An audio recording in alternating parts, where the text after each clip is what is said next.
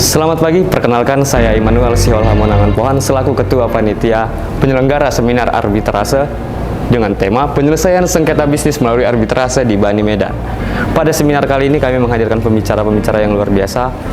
Ada pembicara dari Bani Medan, Ketua DPC Pradi Medan, Ketua Apindo Sumut, dan Ketua Kadin Sumut beserta tamu-tamu undangan lainnya. Tujuan saya di seminar kali ini, saya berharap agar para peserta dapat lebih memahami penyelesaian sengketa di luar dari peradilan atau non-litigasi, terkhususnya arbitrase.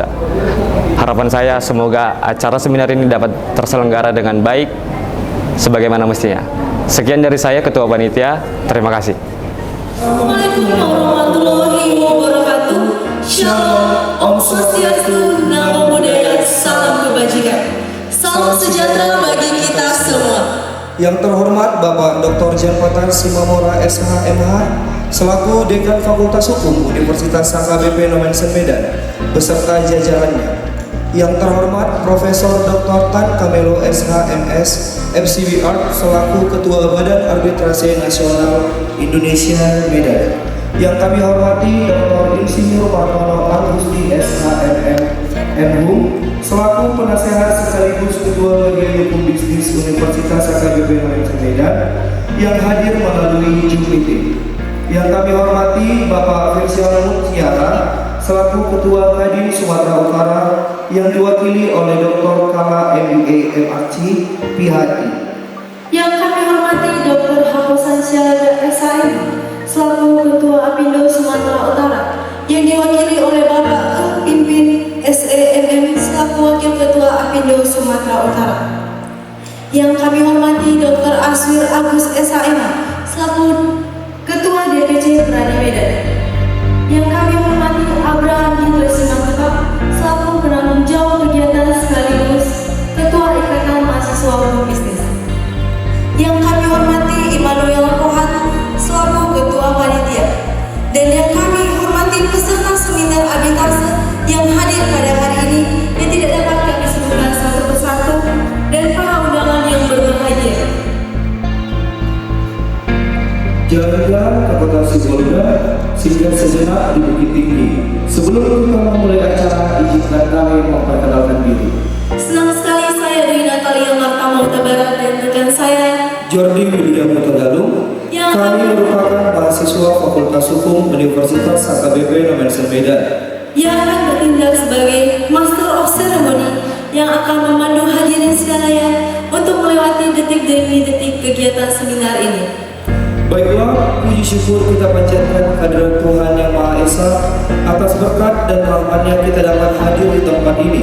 Tepatnya pada tanggal 6 Juli 2023 di Grand Ballroom lantai 7 Hotel Karibia Medan dengan kegiatan seminar arbitrase dengan tema penyelesaian sengketa bisnis melalui arbitrase di Bani Medan.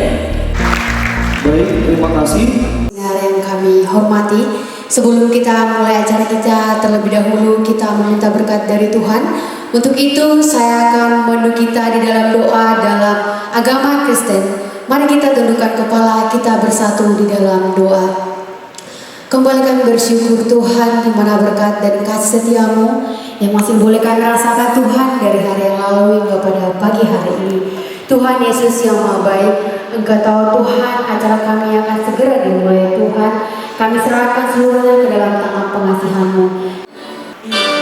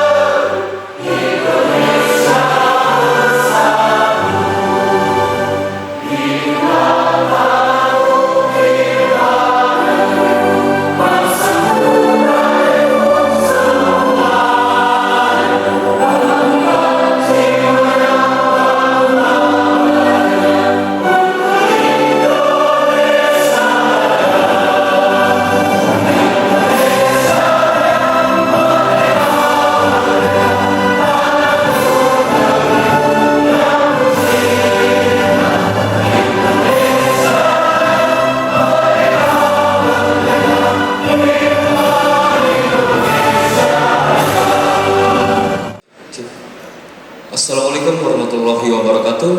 Shalom, Om Swastiastu, Namo Buddhaya, salam kebajikan. Selamat pagi dan salam sejahtera bagi kita sekalian. Yang terhormat Profesor Dr. Tan Kamelo, SH, MS, FCD, selaku Ketua Badan Arbitrase Nasional Indonesia, Medan. Yang terhormat Dr. Janpatar Simamora, SH, MH, selaku Dekan Fakultas Hukum Universitas HKBP Nomensen Medan. Yang terhormat Dr. Insinyur Martono Angusti, SH, MM, MHum, selaku penasihat sekaligus Ketua Bagian Hukum Bisnis Universitas HKBP Nomensen Medan. Bagi kita semua, ingat suara saya. Terima kasih sekali lagi untuk Ketua sekalian Ketua DPC ya Pradi Medan, Sekjen di Bani Medan, Dr. Asfir Agus, SHMM yang selalu mendukung acara apapun, dan tidak terlupa pada Ketua Ikatan Mahasiswa Hukum Bisnis Abraham yang cukup sangat memberikan sesuatu motivasi ya terhadap segala kegiatan yang ada di hukum bisnis. Atas kegiatan usaha dan perdagangan, jasa, dan segala kegiatan yang berkaitan dengan keuangan. Nah, kita perlu memperkenalkan adanya peradilan semu yang memang kita cita-citakan muncul di Fakultas Hukum Nomensen. Nah, semoga kita dapat menjalankan kerjasama ini dengan Bani yang didukung oleh Ketua Bani kita, Prof. Tan. Peradilan semu, selain dari peradilan semu arbitrase yang kita ketahui bahwasan banyak sekali mahasiswa bertanya apa sih hukum bisnis, sehingga bagaimana kalau saya setelah tamat mau menjadi pengacara, mau menjadi jaksa, mau menjadi hakim, apakah bisa? Terima kasih untuk semuanya. Saya kira demikian kata sambutan dari saya. Selamat pagi, salam sukses. Horas. Horas.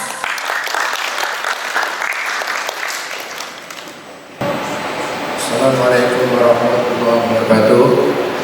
Selamat pagi, salam sejahtera bagi kita semuanya.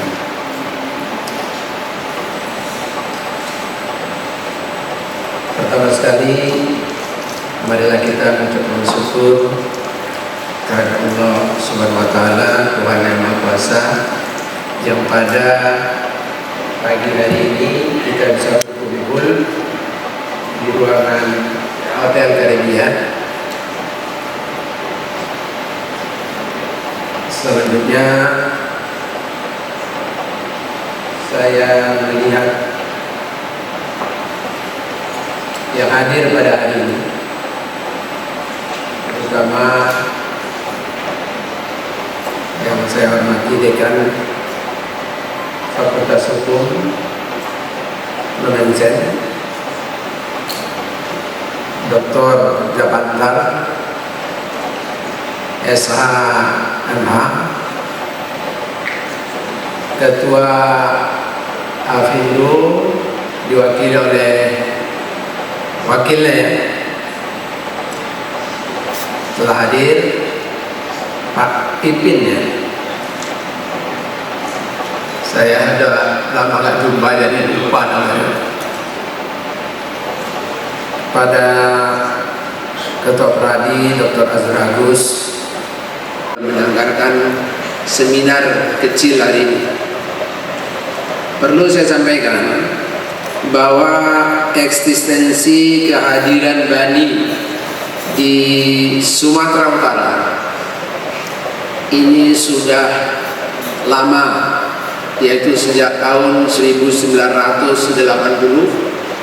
Pertama sekali diketuai oleh Profesor Meister Rechten Mahadi, Guru Besar Fakultas Hukum USU dan pendiri USU.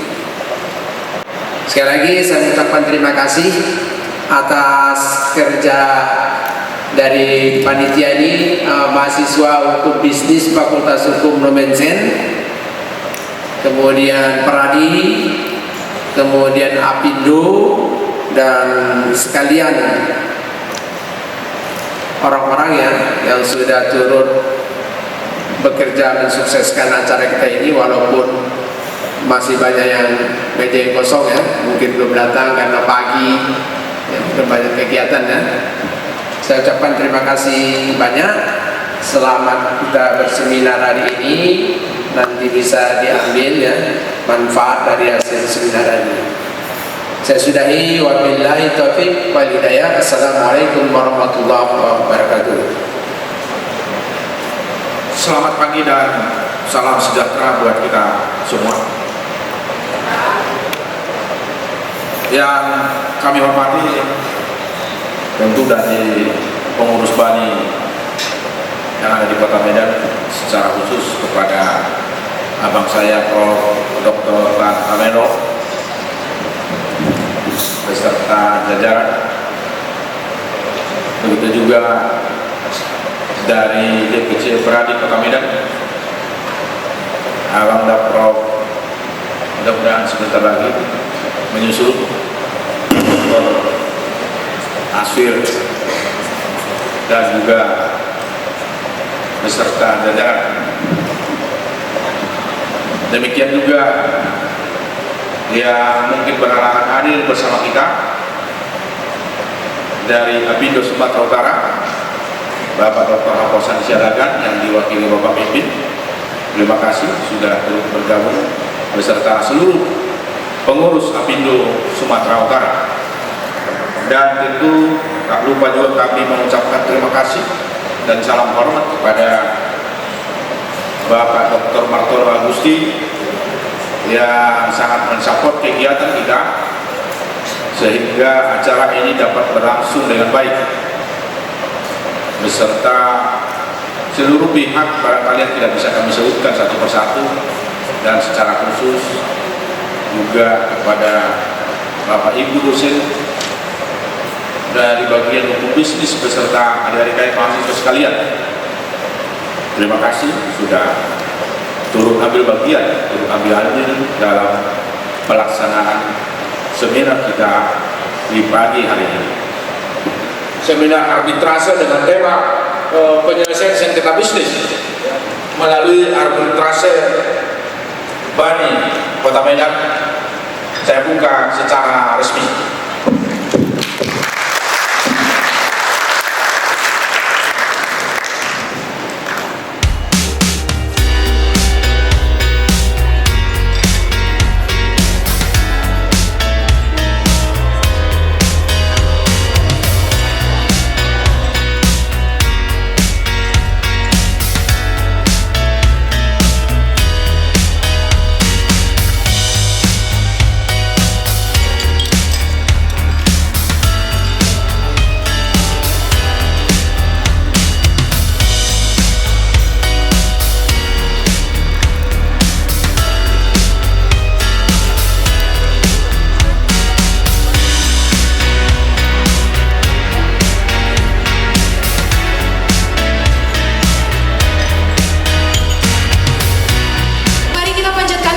Kepada Tuhan Yang Maha Esa atas berkat dan rahmat-Nya lah kita dapat bersama-sama berkumpul di ruangan ini untuk mengikuti acara seminar arbitrase dengan tema penyelesaian sengketa bisnis melalui arbitrase di BANI Medan. Tampaknya agak sangat kurang apabila saya berada seorang diri di atas panggung ini. Oleh sebab itu saya akan mengundang para pembicara luar biasa kita untuk menemani saya ke atas panggung ini. Kepada pembicara pertama, Profesor Dr. Tan Kamelo SH MS FCPR selaku Ketua BANI Medan. Oleh sebab itu dengan hormat saya mengundang Profesor Dr. Tan Kamelo untuk hadir bersama dengan saya ke atas panggung. Kepada Profesor Dr. Tan Kamelo saya persilakan.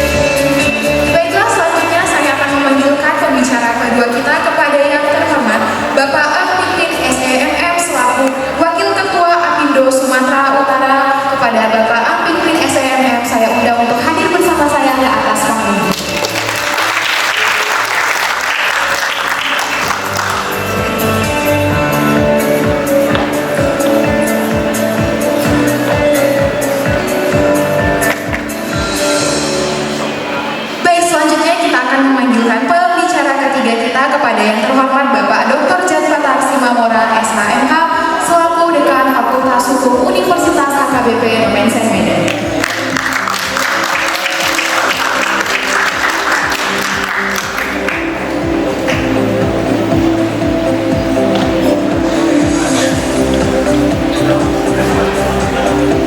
Dan untuk pemateri kita yang keempat kepada yang terhormat Bapak Dr. Azwir Agus SHMU selaku Ketua DPC Pradi Medan. Saya undang dengan hormat.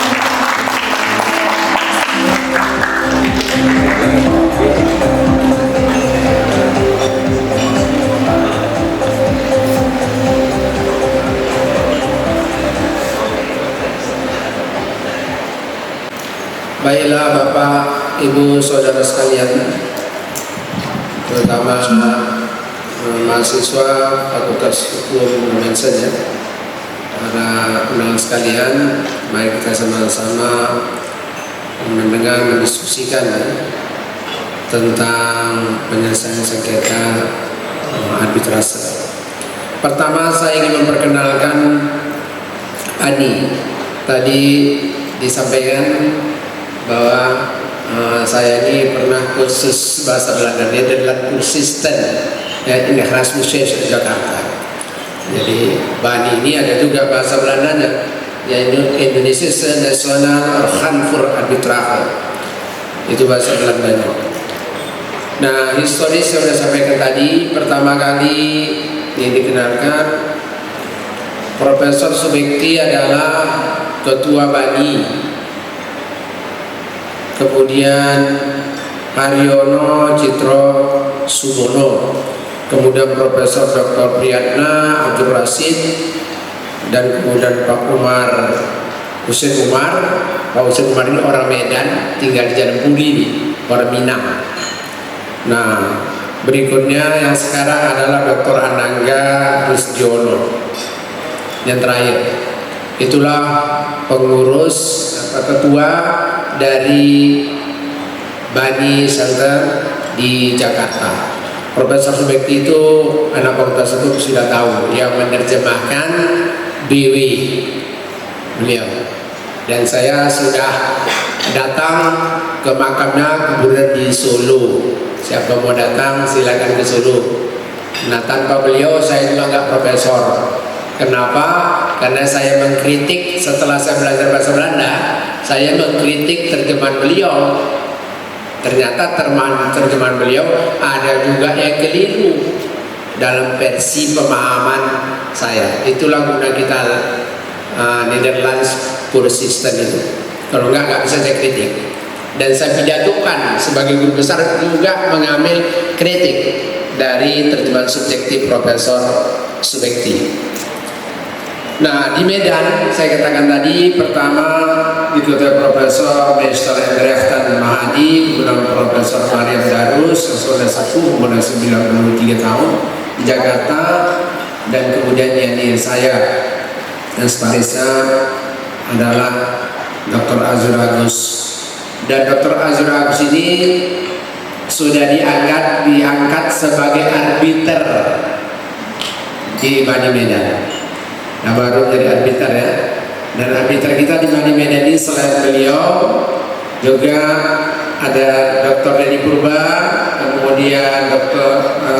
Hadis, wakil ketua, beliau ini tidak sehat, hadir. Kemudian ada Tengku Riza, ini masih di Jakarta. Nah, Bani ini ada di beberapa kota, Jakarta, Medan, Surabaya, Pontianak, Palembang, Bandung, dan Jambi. Dahulu ada di Batam, kemudian tutup, mungkin Batam nggak siap mengelolanya. Pernah diserahkan ke saya untuk pengelola, saya pun nggak mampu juga karena harus bolak-balik terbang Medan Batam. Nah, jadi kita sekali lagi saya katakan ada 6 arbiter di kota Medan, dan ini baru saja dilantik dapat pengenalan juga. Nah, berikutnya bahwa eksistensi kehadiran arbitrase ini sejak zaman kolonial sudah diatur di dalam hukum acara ya, hukum materialnya, hukum materialnya di HIR dan RPG.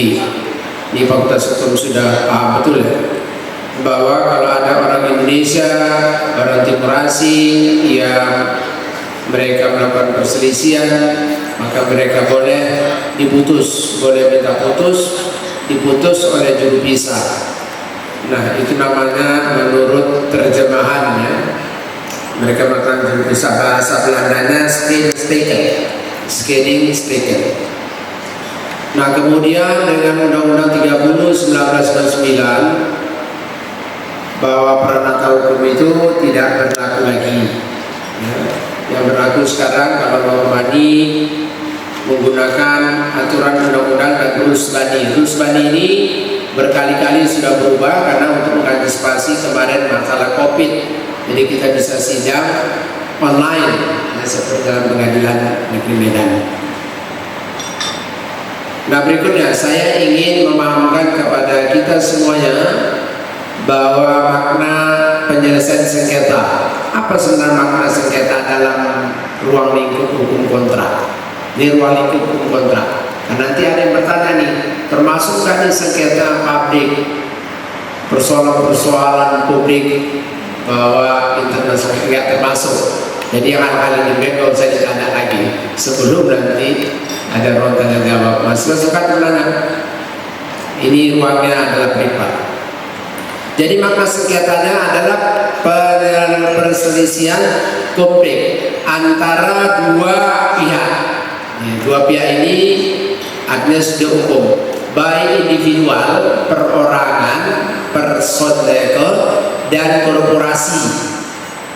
Jadi sejak hukum itu kalau belajar ilmu hukum ada perorangan, ada korporasi. Dan korporasi ini bisa juga korporasi publik dan korporasi privat. Ya, korporasi publik itu salah satunya dan tidak berjanjian, kata Profesor Dr. Sri Sudewi Masud, tuh guru besar Jogja, yang namanya head public operates firm itu apabila salah satu pihaknya adalah pemerintah. Jadi pemerintah yang menjadi persoalan bagi kita, apakah pengelolaan BUMN dan BUMD itu ada pemerintah? Ternyata ini debatnya panjang. Kalau adik-adik mahasiswa mengikuti debatnya panjang, dan saya salah satu masuk dalam perdebatan itu karena kami bersama Profesor Dr. Arifin ini almarhum dari UI, ya, ahli hukum tata negara. Tends to modern state. Kita harus cenderung menuju negara modern, bukan negara yang terbelakang. Malu kita dengan Singapura. Di CF itu, di Singapore Arbitration itu yang datang orang Indonesia, perkara Indonesia diselesaikan di CF. Malu kita sebenarnya, malu. Nah, ini contoh-contoh kasus. Jadi kalau ada putusan arbiter tunggal atau majelis, setelah diproses mulai dari datang pemohon dan termohon ke bani, urus administrasi, masukkan permohonan, kasih jawaban dan respon, serahkan bukti, nanti kita sidang panggil. Nah, kita sidang sama dengan ada replik, ada duplik, ada saksi, ada expert. Jadi ada ahli, ada. Nah, prinsipnya begini. Prinsipnya harus seimbang. Gak boleh misalnya pemohon bawa 4, kau termohon 2. Ini menjadi alasan tidak terjadi keseimbangan, unequal. Jadi kalau orang Belanda bilang ini namanya apa ini? Keseimbangan itu apa ya? Ada satu asas di dalam hukum ini, para pihak harus seimbang. Nah, even beginselen ada keseimbangan. Para pihak datang bawa 2 saksi, ada 2 saksi. Ahli satu, ahli satu. Kecuali dalam sidang itu dibenarkan. Oke, dia 3, oke, 2 ketok, kepres. Nah, kalau bisa kami jawab dalam pengalaman dan legal logic, kita jawab ya. Terima kasih. Kami serahkan kepada moderator. Baik, para hadirin boleh kita beri tepuk tangan apresiasi. Terima kasih, Prof. Nah, selanjutnya kita akan mendengarkan pemaparan materi kedua, yaitu kepada yang terhormat Bapak Pimpin SEMM, saya persilakan. Baik, terima kasih. Selamat siang, terutama Prof, Pak Dekan, Pak Azwil. Saya ini ditugaskan hari ini bukan karena latar belakang ini, cuma latar belakang karena saya ini nomensen asli. Jadi perkenalan diri saya rating 80 tetapi di Fakultas Ekonomi, dan MM saya baru tahun lalu. Jadi ini cukup lama, mungkin saya paling senior mungkin. Dengan Prof sudah lama kenal, 20-an tahun. Ini berbahagia sekali ketepatan ketua kami Pak Dr. Haposan itu tidak bisa hadir di sini. Kami mewakili beliau, mohon maaf. Kami ditunjuk, sebenarnya sebaiknya kami di terakhir tadi. Kenapa? Karena terus terang, sebagaimana tadi kata Pak Dekan, bahwasanya BANI ini, arbitrase ini belum populer, hampir tidak ada yang tahu. Ini sangat benar. Saya ada di bidang praktisi di dunia bisnis ini 40-an tahun. Jadi saya 80 tamat SMA sudah langsung kecimpung sambil kuliah. 40 tahun. Tadi saya dengar Prof bilang BANI kita ini juga sudah 40-an tahun. Tetapi saya kira teman-teman juga dari Kadin, saya lihat ada Pak Kala di sini.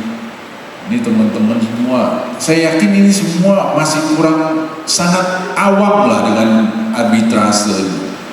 Jadi cuman saya pernah dalam pengalaman itu melihat umumnya perjanjian antara investor asing dengan investor lokal itu yang sering ada klausul tersebut. Kalau antar investor atau pebisnis dalam negeri hampir tidak ada dalam perjanjian itu klausul arbitrasenya.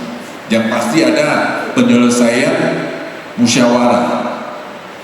Musyawarah itu pasti pertama, karena kita sebagai sila keempat daripada Pancasila kita, itu pasti ada.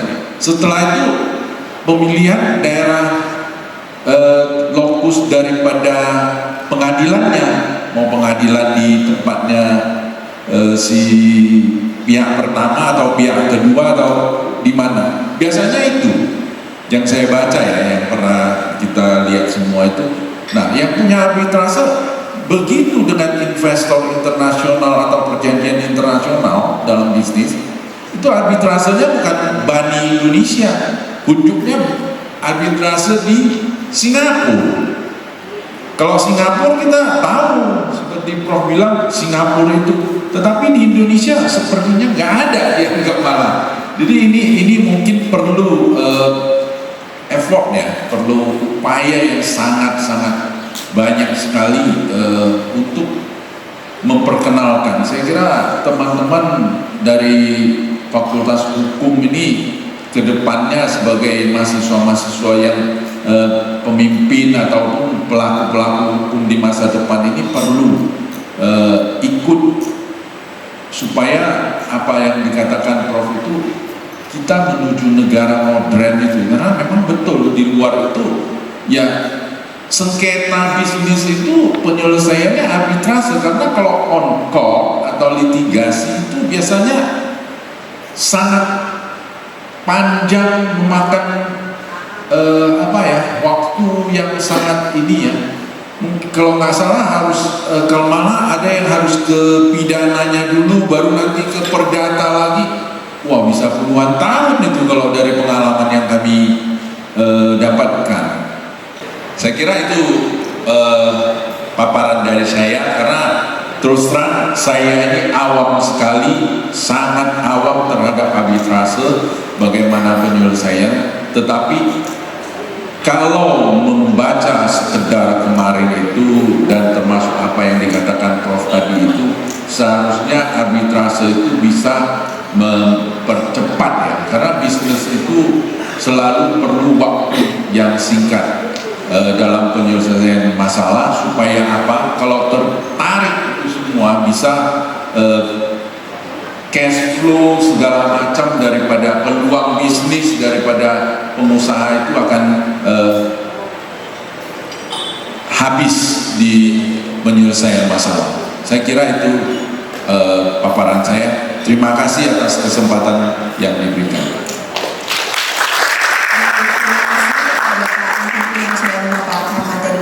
Selanjutnya kita akan masuk ke pemaparan materi oleh pembicara ketiga kita, Bapak Dr. Jan Patar Simamora, SH.MH. Silakan. Baik, terima kasih buat moderator kita. Terima kasih juga buat Prof. Tan Kamelo yang sudah begitu banyak memberikan ilmunya. Saya kira kalau untuk urusan keperdataan, perjanjian kontrak dan seterusnya, Prof. Tan Kamelo sudah tidak asing lagi. Itu merupakan pakarnya, bukan hanya di Sumatera Utara. Saya pikir di Indonesia pun Prof. Tan ini kalau urusan keperdataan sudah sering dilibatkan, dan itu harus kita akui. Nah, terima kasih juga buat Bang Pimpin, saya panggil abang lah karena ternyata senior kami juga, jadi harus hormat sama senior. Mohon izin Prof dan abang saya dan juga Bang Mas. Saya hanya menambahkan saja sedikit barangkali, karena saya kira sudah begitu komplit tadi apa yang sudah disampaikan oleh Prof Tan dan apa pengalaman yang disampaikan oleh Bang Pimpin. Ini kan gabungan Bang, tidak harus orang yang betul-betul menguasai arbitrasenya, tapi ini kolaborasi dari berbagai pihak. Nah, Abang mewakili teman-teman dari pengusaha, dan ini saya kira menjadi satu nuansa yang sangat menarik, memperkaya pengetahuan tentunya bagi kita, bukan hanya bagi para mahasiswa saya kira, tapi bagi para pelaku usaha juga. Nah, singkat saja barangkali yang dari saya, karena berkaitan dengan klausul arbitrase ini kan sederhana sifatnya sebenarnya. Ini hanya berkaitan dengan ketentuan yang memang sejak awal sudah disepakati bahwa jika terjadi sengketa atau persoalan, maka persoalan itu diselesaikan melalui jalur arbitrase. Kata kuncinya di situ. Nah, lalu dasar hukumnya dari mana? Tidak terlepas dari 1338 sama 1320 KUH Perdata. Karena ini kan juga bagian dari keperdataan. Ini kan perikatan, kontrak. Maka tidak terlepas dari situ. Termasuk dari penekanan tadi yang disampaikan Prof. Tan sama Pak Bimbing. Itikat baik, ini salah satu kunci dari persoalan. Tidak terlepas dari situ. Walaupun ada Undang-Undang 3099 tentang arbitrase, tapi tak lupa juga ibaratnya dasarnya ada di KUH Perdata itu. Dari perikatan yang lahir di sana di 1338 sama 1320 itu tak terlepas juga dari masalah itu. Maka itu harus terpenuhi. Lalu bagaimana kemudian orang berpikir pada arbitrase ini? Kenapa mesti kita membicarakan? Kenapa tidak kita anjurkan saja misalnya ke pengadilan negeri sebagai salah satu lembaga yang juga punya wewenang untuk menyelesaikan sengketa keperdataan?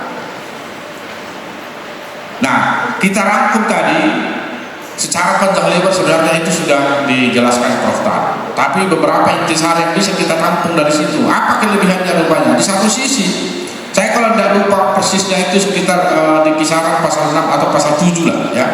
Nanti boleh dibuka Undang-Undang 3099 yang menegaskan selain etikat baik bahwa proses di arbitrase itu disebut putusannya bersifat final. Sehingga ini di satu sisi dianggap lebih berkepastian secara hukum. Jadi tidak mesti harus ada tahapan-tahapan hukum berikutnya. Ini sekali ditempuh misalnya bisa langsung selesai. Jadi lebih berkepastian. Baik, terima kasih moderator. Tentu yang kami hormati Prof. Tan, Pak Pipin dan Pak Dr. Jan Patar. Memang sangat menarik Bapak Ibu sekalian peserta seminar. Ini nampaknya alur ceritanya sudah nyambung. Jadi tadi Prof. Tan sudah menyinggung banyak menyinggung mengenai advokat, kemudian Pak Pipin juga, ya, Pak Janpatan juga. Jadi memang saya yakin ini adik-adik ini Pak Dekan ini setengahnya menjadi advokat kan. Nah, mudah-mudahan bisa mengikuti jejak salah satu profesi hukum adalah advokat. Jadi Bapak Ibu sekalian, di dalam arbitrase ini memang peran advokat ini sangat besar ya. Tadi kita tertarik dengan pendapat atau pemaparan Pak Pipin bahwa beliau ini sudah lama tidak mengetahui arbitrase itu. Padahal arbitrase ini kan sudah dikenalkan sejak zaman Belanda, sejak ada ERRBG ya pembacaranya, kemudian sampai sekarang di tahun 2003 baru ada undang-undangnya. Jadi sebenarnya begini, sebenarnya kita lihat peran advokat ini memang sangat besar, dan sifat dari arbitrase ini seperti dijelaskan oleh Prof. Tan tadi adalah bersifat rahasia tertutup. Nah, disinilah peran advokat. Mungkin selama ini ya Pak Pipin, sengketa-sengketa yang diselesaikan oleh arbitrase ini yang bersifat tertutup rahasia ini diselesaikan atau diserahkan kepada para advokat, sehingga para pengusaha sendiri mungkin tidak banyak yang tahu proses prosedurnya, tetapi memang para advokat yang lebih memahami dan harus memahami, karena seperti disampaikan tadi oleh Prof. Tan, memang para advokat inilah yang nanti melayani para pengusaha atau kliennya. Nah, jadi advokat ini juga atau pengacara atau kita lawyer ini, nah kadang-kala mereka lah yang mengendalikan penyelesaian sengketa tersebut. Makanya banyak mungkin ya dari pengusaha ini akan menyerahkan, ini kasus kami di permasalahan, tolong diserahkan. Ini sangat besar karena dia harus bisa mengendalikan sengketanya, ya, mewakili kepentingan kliennya, ya. Walaupun nanti terjadi perdebatan, terjadi apa, tetapi seperti disampaikan Prof. Tan tadi bahwa semua pembuktian surat-surat harus diserahkan, kemudian mengutamakan itikat baik, ya. Itu juga diarahkan kepada advokat karena kadang-kala kliennya atau pengusahanya tidak akan datang lagi. Nah, pertanyaan biasa yang kami dapatkan, apakah di sidang arbitrase bisa diwakili oleh advokat? Tentu jelas bisa. Ya, undang-undang memang membolehkan para pihak diwakili oleh advokat atau pengacara atau kuasa hukum. Selanjutnya, untuk memeriahkan acara diskusi kita pada hari ini, saya akan memberikan kepada 3 orang penanya kesempatan untuk bertanya mengenai seminar kita pada hari ini. Untuk penanya yang pertama, saya khususkan kepada teman mahasiswa, dan untuk 2 penanya lainnya saya bebaskan kepada para hadirin sekalian. Saya persilakan kepada 3 orang penanya.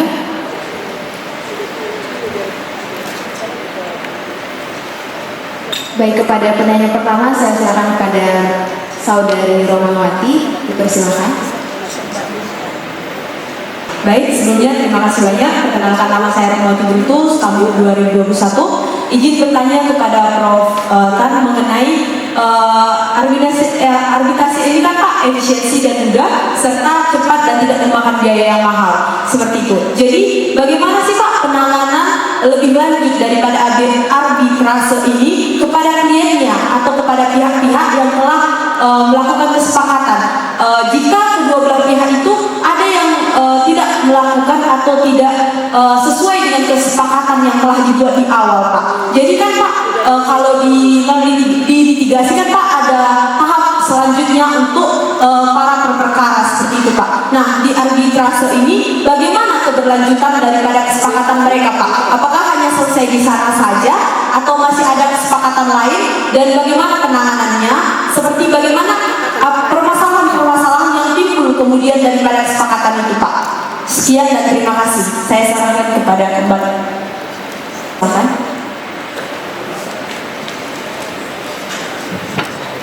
Baik, terima kasih. Izin Bapak, saya perkenalkan nama saya Mira Sari. Saya dari Fakultas Hukum tahun 2021. Saya ingin bertanya, yang pertama itu bagaimana alternatif penyelesaian sengketa melalui arbitrasi yang bagaimana kekuatan hukumnya? Kan ini kan dilakukan di luar pengadilan. Nah, jika terjadi sudah selesai nanti arbitrasinya, kemudian terjadi di kemudian hari, bagaimana penyelesaiannya? Apakah itu akan tetap berlanjut atau stop di situ saja? Yang kedua, bagi masyarakat atau saya sebagai orang yang awam belum memahami dan sebagai mahasiswa juga, bagaimana cara kita untuk memberikan kepada masyarakat pengertian bahwa arbitrase ini merupakan salah satu langkah yang memudahkan tanpa adanya pengadilan seperti itu Pak. Bagaimana cara menyampaikannya kepada masyarakat? Karena kan masyarakat lebih mengetahui itu kalau misalnya perkara lebih mengetahui tentang pengadilan gitu Pak. Sekian dan terima kasih. Terima kasih. Sebelumnya saya pernah menulis sedikit tentang arbitrase, tapi nggak terlalu banyak seperti yang sudah dilakukan oleh Profesor Takandro dan Dr. Aswir mengenai pembatasan putusan arbitrase. Di tulisan saya 643 itu RV itu beberapa hal mengenai putusan pembatasan putusan arbitrase itu boleh dilakukan karena kesalahan dilakukan oleh kesalahan arbiternya, sedangkan pasal 70 itu bukan ada kesalahan arbiter. Kan seperti misalnya di 643 RV, arbiter telah lalai memberikan putusan tentang satu atau beberapa hal yang menurut perjanjian arbitrase diajukan kepada mereka untuk diputus. Itu kan bukan karena kesalahan para pihak, tapi mungkin kesalahan arbiter. Sedangkan di pasal 70 itu lebih mengarah ke kesalahan para pihak, seperti ada hal-hal yang ini kan, hal-hal yang tidak yang bukti palsu dan lain-lain seperti itu. Kira-kira menurut Bapak sekalian, apakah jika terjadi dilakukan oleh arbiter itu mengenai yang termasuk dalam 643 RV ini, apakah itu juga bisa dianggap sebagai pembatalan terhadap putusan arbitrase atau tidak? Yang kedua Pak, mengenai final and binding atau final dan mengikat terhadap putusan arbitrase tersebut, kenapa pengadilan negeri masih mau menerimanya? Apakah kurang kepercayaan ataukah memang kurangnya adanya aturan? Karena di dalam hukum menurut Friedman ada namanya legal suspense, legal struktur, dan legal kultur. Mungkin legal suspense-nya sudah bagus, legal strukturnya bagaimana, dan legal kulturnya seperti apa yang akan dibangun di Kota Medan ini mengenai BANI dan arbitrase untuk memajukan dan memperkenalkan arbitrase ini secara luas kepada masyarakat di Kota Medan ini. Kira-kira seperti itu Pak. Terima kasih. Terima kasih. Mungkin moderatornya lihat kawan-kawannya aja tadi. Mahasiswanya yang lihat. Nggak apa-apa. Kebetulan ini Pak, saya ingin tanya. Memang seperti yang dibilang Pak Pimpin tadi ini nggak pernah. Belum kita terlalu tahu bahwa ada banyak. Tapi kita sebagai pengusaha atau pekerja di perusahaan belum sampai ke sana. Atau karena mungkin kita belum tahu, nggak kenal apa itu kira-kira gitu. Mudah-mudahan ini nanti yang pertama dulu yang Pak Tan tadi paparkan, yang dalam penjelasan tadi kan bahwa arbitrase itu orangnya ya, arbiternya harus pintar berargumen. Muncul dalam pikiran saya, apakah seperti sidangnya ini seperti di pengadilan, berargumen pihak yang memohon dan pihak termohon. Makanya ada tadi harus minta dalam pikiran kami, ya orang ini menyelesaikannya seperti musyawarah, cuman ada perwakilannya. Apakah tidak seperti itu ini? Kalau pikiran saya selama itu ya begitu. tidak berargumen antara termohon atau pihak termohon dengan pemohon. Tapi mohon penjelasan lah nanti lebih lanjut tentang ini supaya lebih paham lah kami ya. Kemudian kalau di klausulnya tidak dibuat, di tempat kami, saya kebetulan hukumnya dan personalnya perkebunan, Pak. Jadi di sana banyak kontrak, itu nggak pernah kami buat. Karena kebetulan juga saya bukan orang hukum, tapi menangani hukum di perkebunan tempat saya kerja. Jadi selalu saya pakai memang orang hukum yang luar, kalau ada masalah hukum saya tanya, saya belajar, ya kan? Jadi ini pun yang mau kami tanya, kalau di klausulnya tidak dibuat tadi, mungkin sudah dijelaskan tadi. Tapi mohon penjelasan lebih lanjut, apakah bisa dibuat setelahnya? Setelahnya maksudnya tidak dibuat baru ini ada masalah ini kita ke pengadilan. Kalau di klausul itu selalu kita bilang bahwa apabila ada ketidaksesuaian maka diselesaikan secara musyawarah dan mufakat. Kalau itu tidak bisa maka kita ambil di pengadilan tempat kita, misalnya Medan, pengadilan negeri Medan, gitu ya kan? Jika nanti suatu saat misalnya kembali nanti bisa nggak? Setelah itu tidak disebutkan. Kemudian kalau disebutkan di dalam kontrak, apakah kita pada saat itu kita tunjuk arbiter atau hanya kita tunjuk akan diselesaikan melalui badi di dalam klausul pasal itu, atau kita tunjuk dari arbiternya kantor ini atau ada kantor atau pribadi barangkali, misalnya arbiternya punya kantor atau tunjuk ke badan ini aja. Nah itu yang kami pertanyakan. Kemudian mungkin satu lagi lanjutannya, apakah para pihak yang mengikatkan diri ini tadi harus sama-sama setuju? Misalnya Sospindo contohnya tempat saya mau kesini lah ke Bali, tapi pihak yang kita berkontrak nggak mau, apakah harus memang sepakat? Mungkin itu aja Pak yang untuk sementara dulu, karena saya pun belum tahu kali banyak tentang ini, tentang Bali.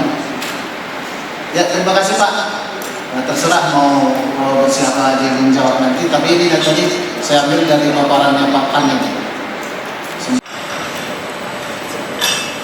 Terima kasih moderator, bahwa saya tadi lupa menyampaikan satu materi penting, yaitu prinsip-prinsip dalam berarbitrase supaya terjawab pertanyaan-pertanyaan ini.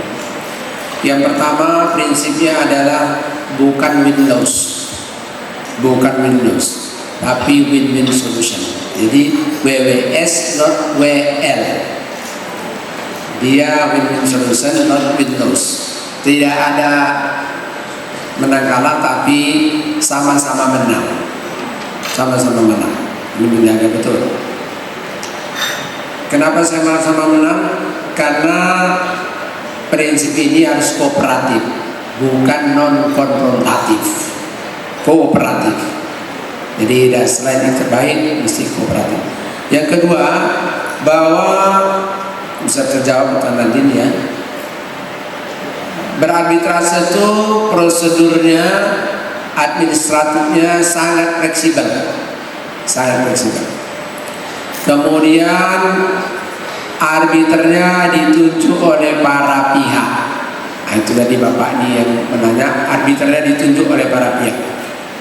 Yang belum terjawab pilihan hukumnya, choice of law-nya ini, itu juga tergantung pada para pihak. Di sana A dan B di sini, tapi kami choice of law-nya hukum Singapura dan Singapura law-nya nggak apa-apa. Tapi umumnya mereka pasti pakai hukum Indonesia. Nah, umumnya itu pakai hukum Indonesia, jarang menunjuk, kecuali menurut pemilihan pun choice of law-nya gitu, governing law-nya tetap juga di sini. biasanya satu-satu yang ada di sana, kecuali dia kontrak luar negeri asing dan Indonesia. Kalau kontrak di warga negara asing Indonesia itu choice of forumnya umumnya juga memilih Singapore arbitration di sana. Nah, berikutnya close system tadi Presiden terus saya sampaikan, waktu relatif singkat 4 bulan selesai, bahkan nggak sampai 4 bulan selesai. Tapi dengan catatan para pihaknya, advokat mau datang, para pihak mau datang. Kalau nggak datang, ya sama dengan pengadilan, perstek. Tapi tidak ada perstek di dalam arbitrase. Ini ingat, tidak ada istilah perstek di dalam arbitrase. Yang ada pemohon atau termohon tidak menghadiri sidang. Walaupun substansinya sama, tapi kata, word, dan frase adalah different. Beda. Harus diingat. Berikutnya putusan tadi final and binding. Jadi kalau final and binding tidak dimungkinkan, ya sudah patuhi kalau dia itikat baik.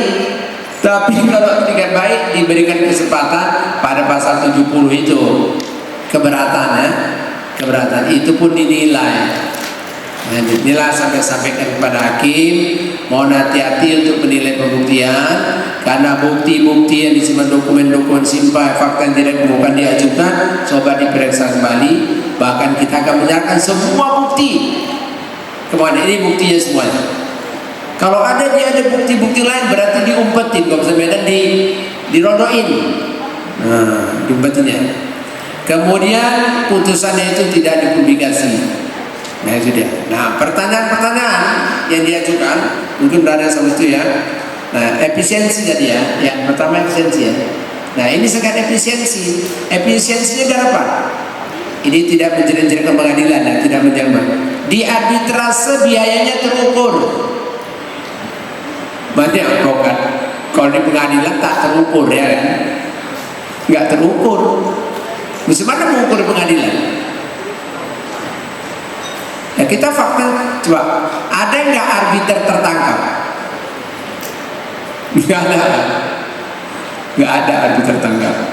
Saya bilang kami tujuh arbiter di Medan ini, arbiter yang diangkat, mohon nantinya bersih sebersih kapas warna putih, tidak ada noda hitam di atas putih.